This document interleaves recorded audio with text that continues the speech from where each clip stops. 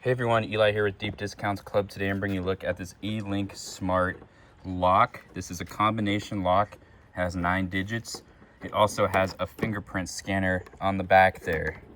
Right here is the port to go ahead and charge this thing. So we lift that up, it's got USB-C.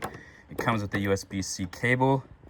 And to go ahead and program this thing, you just use their app. It's very simple. You make an account and you can go ahead and hook this up by Bluetooth, program your fingerprints, program your combination, and it'll go ahead and work. This thing's completely waterproof, very durable, very sturdy, very hard to break into. You can use it for gates, you can use it for lockers, you can use it for bikes, you can use it for a variety of situations. So you go ahead and push that to turn it on.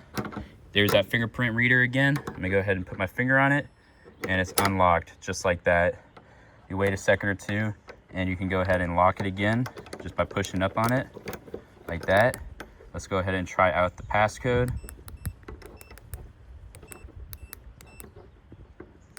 Click that, there we go.